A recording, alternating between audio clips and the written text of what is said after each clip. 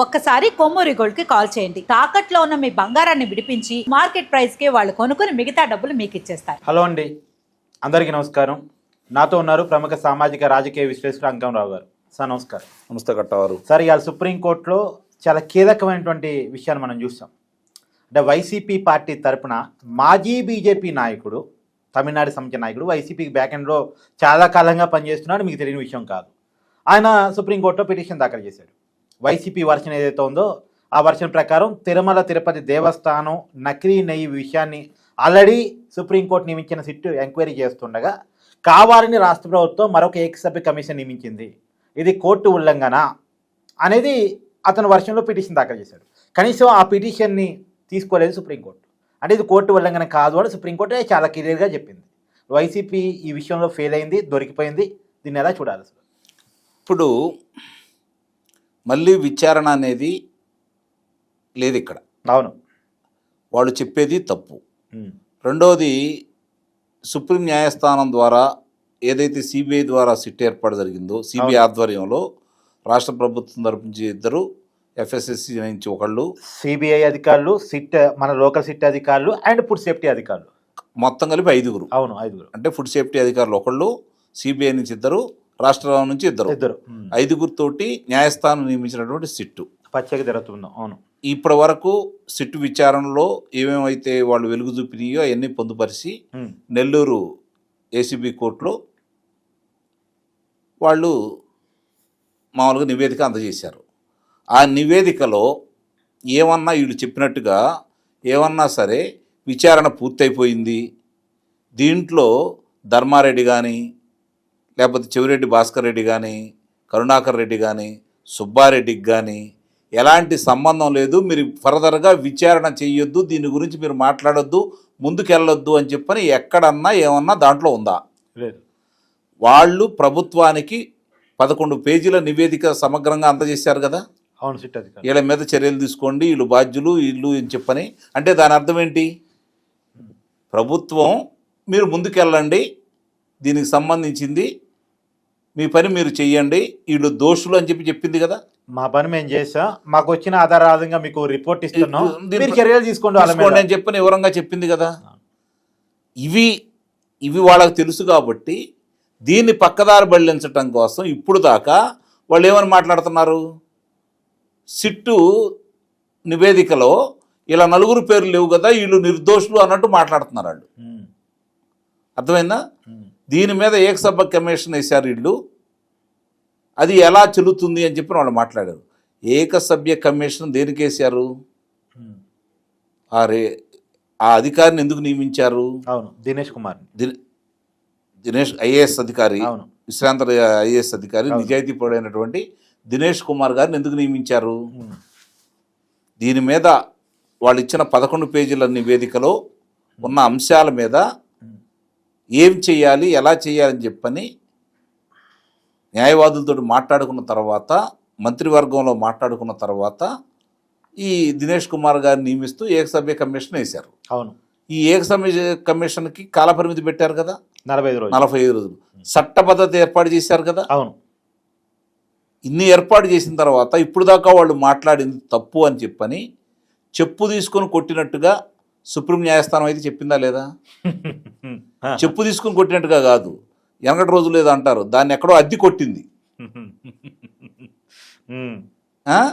అంటే ఇక్కడ చాలా స్పష్టంగా వాళ్ళు చెప్పే ఎన్ని అబద్ధాలు, ఇంతటితోటి ఇది ముగిసిపోలేదు, వీళ్ళ క్లీన్ చిట్ రాలేదు అని ఇప్పుడు మనకైతే స్పష్టంగా అర్థమైపోయింది కదా. ఇక సుబ్రహ్మణ్య స్వామి దగ్గరకు వద్దాం. ఇవాళ కొత్త ఏమి కాదు. ఈ సుబ్రహ్మణ్య స్వామి అనే అతను మొట్టమొదటి నుంచి కూడా న్యాయస్థానాల్లో ఆ రోజు ఇందిరాగాంధీ గారి కానించి జయలలిత గారి మీద, సోనియా గాంధీ గారి మీద రకరకాలుగా ఈయన వేసుకుంటూ వెళ్తున్నాడు, వేసేవాడు. దాని గురించి నాకు సరే అవన్నీ ఓకే సార్, బీజేపీ నాయకుడు కాబట్టి వాళ్ళందరి మీద చేశాడు. బీజేపీ నాయకుడు కాదు, అదే చెప్పబోతున్నాను నేను. అతను బీజేపీ నాయకుడు కాదు, జనతా పార్టీ. అదే ఒకప్పుడు జనతా పార్టీ, ఆ తర్వాత భారతీయ జనతా పార్టీలో చేరాడు. అవును, చేరిన తర్వాత అంతకుముందు ఒకనాడు ఆయన ఎంపీఏ కదా, మళ్ళీ రాజ్యసభతోటి మళ్ళీ ఆయన్ని భారతీయ జనతా పార్టీలో ఇవ్వడం కూడా జరిగింది. ఇక్కడ మీరు గమనించుకోవాల్సిన అంశం ఏంటంటే సుబ్రహ్మణ్య స్వామికి వైఎస్ఆర్సీపీ పార్టీకి ఏంటి సంబంధం?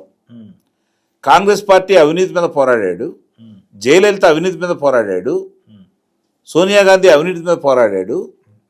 మరి ఇక్కడ అవినీతి పరుడైనటువంటి జగన్మోహన్ రెడ్డికి ఎందుకు వత్తాసు పరుగుతున్నాడు అనేది ఇప్పుడు అందరిలో ఉన్నటువంటి ధర్మ సందేహం. ఇప్పుడు ఒక విషయం సార్, నాకు పెద్ద కామెడీ అనిపించింది. మామూలుగా సుబ్రహ్మణ్య స్వామి అంటే హిందుత్వవాది, సరే బీజేపీలో ఇవాళ ఉన్నాడు, మొన్న ఉన్నాడు ఇవాళ లేడు, అది వేరే విషయం, పక్కన పెట్టేద్దాం.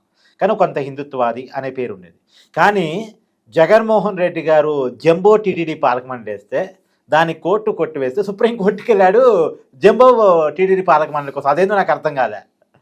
అంటే ఇక్కడ మీరు మొట్టమొదటి గమనిస్తే అతను చంద్రబాబు నాయుడు గారికి వ్యతిరేకి. మీరు ఇక్కడ గమనించుకోవాలి. మామూలుగా అయితే అతను వీళ్ళ మీద కేసులు వేసిన అతను జగన్మోహన్ రెడ్డి గురించి కోర్టుకు వెళ్ళాలి. అవును, ఇతని మీద ఇన్ని అవినీతి కేసులు ఉన్నాయి, ఇన్ని సిబిఐ కేసులు ఉన్నాయి, ఇన్ని ఈడీ కేసులు ఉన్నాయి, ఈ క్రిమినల్ కేసులు ఉన్నాయి. వీటి మీద అతను ఎలా అర్హుడు, ఎన్నికలు ఎలా పోటీ చేస్తున్నాడు, ఈరోజు ముఖ్యమంత్రిగా ఎలా ఉంటాడు అని చెప్పని అతని మీద వేయాల. కేసులు విచారించండి. కానీ అతని మీద వేయాల. రఘురామకృష్ణరాజు గారు వేసాడు తప్ప బెయిల్ రద్దు చేయమని అతని మీద ఇతను ఎప్పుడు వేయాల. రెండోది, చంద్రబాబు నాయుడు గారి మీద ఉన్నటువంటి వ్యక్తిగత ద్వేషం వల్ల ఈరోజు జగన్మోహన్ రెడ్డికి వత్తాసు పలుకుతున్నాడు. అందులో జగన్మోహన్ రెడ్డి ఆయనకి ఏం కావాలో అన్నీ చూసుకున్నాడు కాబట్టి ఈరోజు ఓడగొట్టే నాగల్లాగా ఇంట్లో ఉన్నాడు కాబట్టి ఆయన ఏదో పెద్ద పోటుగాడని, న్యాయశాస్త్రంలో విపరీతంగా ఆయనకే తెలుసు అన్న ఉద్దేశంతో ఈరోజు ఆయన తీసుకుని వచ్చి మీరు చెప్పినట్టు గతంలో సుప్రీంకోర్టుకి వెళ్ళాడు, ఇప్పుడు వెళ్ళాడు. అవును, ఈరోజు సర్వోన్నత న్యాయస్థానం సంబంధించినటువంటి తీర్పు వెలువడింది. ఇక నోరు మూసుకొని కూర్చోని చెప్పి స్పష్టంగా సూర్యకాంత్ గారు, న్యాయమూర్తి గారు చాలా స్పష్టంగా చెప్పడం కూడా జరిగింది. మరి ఇప్పుడు దీన్ని బట్టి మనకు అర్థమవుతుంది ఏంది, వీళ్ళ తప్పుల్ని వెలుగు చూస్తున్నాయి కాబట్టి అవి బయటికి రానియడం కోసం న్యాయస్థానాన్ని, సర్వోన్నత న్యాయస్థానాన్ని ఆశ్రయించారు. అక్కడ కూడా వీళ్ళకి చెంపబెట్టయింది కాబట్టి ఇక అన్ని తలుపులు వాళ్ళకైతే మూసుకుపోయినాయి. ఇక ఏ అవకాశాలు అయితే వాళ్ళకైతే లేవు. ఇప్పుడు ఈ సిట్ ద్వారా, ఇప్పుడు లేకపోతే ఏకసభ్య కమిషన్ ద్వారా వీళ్ళు చేయాల్సిన పని వీళ్ళు చేసుకుంటూ ముందుకెళ్ళాలే క్రమంలో వీళ్ళకి ఆటంకాలన్నీ తొలగిపోయినట్టు అయితే నేను భావిస్తున్నా. ఇతను పర్టికులర్గా గతంలో కూడా చూస్తే మీరు ఎందుకు చంద్రబాబు నాయుడుకి ద్వేషిగా మారాడు అంటే, చంద్రబాబు నాయుడు గారు కేంద్రంలో చక్రం తిప్పినటువంటి నేత. అవును, యాంటీ కాంగ్రెస్ ప్రభుత్వాలకి ఈయన దగ్గరుండి చూసుకున్నటువంటి వ్యక్తి. కన్వీనర్గా పనిచేశాడు కదా. ముగ్గురు ప్రధానమంత్రులు నియమించినటువంటి వ్యక్తి, ఎన్డీఏ కన్వీనర్గా చేసినటువంటి వ్యక్తి. ఆ రోజు ఈ సుబ్రహ్మణ్య స్వామి మనస్తత్వం తెలుసు కాబట్టి, పాముకు పాలు పోయకూడదనే విషయం చంద్రబాబు నాయుడు గారికి తెలుసు కాబట్టి ఇతనికి ప్రోత్సహించలేదు. ఇది చంద్రబాబు నాయుడు గారి మీద అతనికి ఉన్నటువంటి ద్వేషానికి కారణం. దానికి తోడు వయసు మీరటం, ఇవాళ ఉన్న పరిస్థితుల్లో జగన్మోహన్ రెడ్డికి గనక ఏదైనా ఇట్లాంటి న్యాయ సలహాలు ఇస్తూ ఉంటే మనకు ఆర్థిక ఇబ్బందులు లేకుండా చూసుకోగలడనే నమ్మకం ఉండబట్టి అతను జగన్మోహన్ రెడ్డికి వెళ్ళి మొగ్గాడు. దీంతోపాటు ఇంకోటి, వెంకన్న స్వామిని కేంద్రానికి అప్పచెప్పాలని ప్రయత్నం చేస్తున్నాడనే విషయాన్ని మీరు మర్చిపోవద్దు. దానికోసం గతంలో కూడా చెప్పాడు.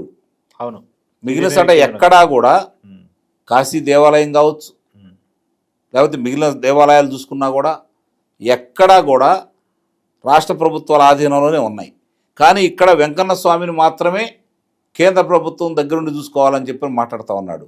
అంటే ఆ రోజు తమిళనాడు ఆంధ్ర రాష్ట్రం విడిపోయినప్పుడు భౌగోళికంగా ఉంది కాబట్టి, ఇది ఆంధ్ర రాష్ట్రంలో కలిపారు కాబట్టి, చెన్నైని వాళ్ళు కలుపుకున్నారు కాబట్టి మనకు వచ్చింది ఇది. చెన్నైని కలుపుకొని ఇది కూడా లాక్కెళ్ళాలని చూస్తున్నటువంటి వ్యక్తి సుబ్రహ్మణ్య స్వామి. ఇది ఎటు సాధ్యం కాదు కాబట్టి ఏదో విధంగా ఇది కేంద్రానికి అప్పచెప్పడం కోసం అతను చేస్తున్నటువంటి ప్రయత్నాల్లో భాగం. ఇది ప్రజలు, భక్తులు అందరూ కూడా గమనించుకోవాలి. దీన్ని బట్టి సుబ్రహ్మణ్య స్వామి అంటే ఏంటో, సుబ్రహ్మణ్య స్వామి యొక్క నిజస్వరూపం ఏంటో ప్రజలు గ్రహించారు కాబట్టి ఆయన ఎన్ని చెప్తున్నా ఏం మాట్లాడినా ఆయన గురించి పట్టించుకోకుండా వాళ్ళు పనులు వాళ్ళు చేసుకుంటానే ఉన్నారు. మొత్తానికి ఇక వైవి సుబ్బారెడ్డి పేరు, ఎందుకంటే సిట్ కొంతమందిని వదిలేసింది. ఒక దశ వరకు ఎంక్వైరీ తీసుకెళ్లారు, ఆ దశ తర్వాత ఎంక్వైరీ ముందుకెళ్ళలేదు. నిబంధన మార్చిన వాళ్ళు ఎవరు, కావాలని బోలేబాబాకి టెండర్ ఒప్పజెప్పిన వాళ్ళు ఎవరు, అసలు కల్తీ లేదు కలిసి అనకూడదు, నకిలీని ఎలో చేసిన వాళ్ళు ఎవరు, హిందువుల మనోభావాలతో పాటు హిందువుల ఆరోగ్యాల మీద కుట్ర చేసిన వాళ్ళు ఎవరు, ఇవన్నీ కూడా ఏకసభ్య కమిషన్ నివేదికలో రావచ్చు అంటారా? నిస్సందేహంగా వస్తాయండి. ఇప్పటి వరకు అయిపోయిందని మనం అనుకుంటున్నాం, అయిపోలేదు. అందుకే నేను చెప్పాను మీకు వివరణ.